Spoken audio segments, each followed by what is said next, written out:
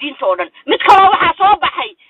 shan boqol oo ciidan oo maafiya oo maxay ciyaal fay caliya oo wata oo dadka dhaqoorta ka goynay oo dadkii dhan baabiyay oo haddana la dhahay waxa loo dhiibayaa asagana wasiirka gaashaandhiga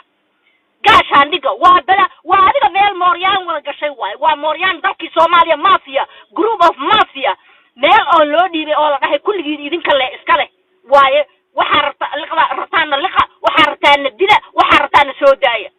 war xasan sheekh hadduu aqli leeyahay oo uu mental ill ahayn ma wuxuu ka faa'iideysan waayo dariiqda fiicnaa ee maanta shan sano dadka Soomaaliyeed ku xandiyeen ee ku shukriyeen ee ayaga dhan hanaanka dawladnimo ee la bilaabay miyuu xataa ka faa'iideysan waayo miyuu wax ka qaadan waayo ilaa xataa saaxiibka hadaa col la tahay hadaan xataa labisay hadaan qofka jalas ka tahay oo aad ka masaysan tahay oo aad ka xuntahay howlqabadkiisa oo aad ka xuntahay sida uu u dadaalay xataa dhaqannimad aqligu wuxuu ku siinayaa inta fiican ka qaada inta xunna ka tag inta fiican ka qaado inta xunna ka tag war aniga oo dumarkii aad Soomaaliya liidayseen xasan shakhsi u dhaqmaayo wallahi oo billahi oo tallahi waan kaga siyaasad badnahay waana ka bedeli lahaa dalka sidoo maanta u dhaqmaayo nin rag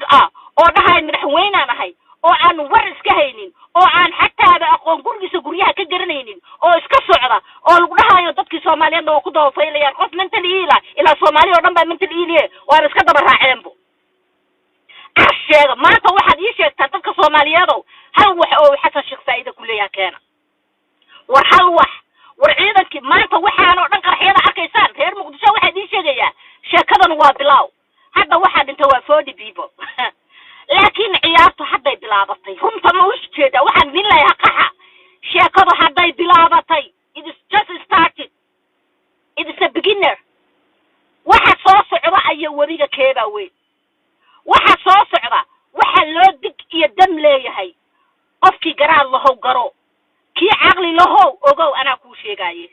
ciidamadii haram cad iyo wiilash yarka saraakiisha quruxdana iyo wasiirka ninkii yara odawaa waxa soo in la tirtiraa madaxa loo dheereeyo waxa soo in la kala daadiyaa la rabaa waxa soo in la burburiyaa la rabaa waxa kale la rabaa in la burburiyo qarannimadii iyo Soomaaliyaanka u taagaysay in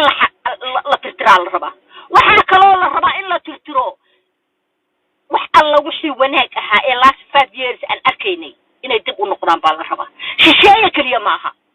waan ognahay shisheeye naga ma maqnaa laakiin shisheeye maxay guul gaaraan war shisheeye waxa ku filan nin damiir Soomaalinimo leh oo dareen fiican leh oo dignity leh oo maxay taqab leh oo intuu soo istaaga dhahaa hey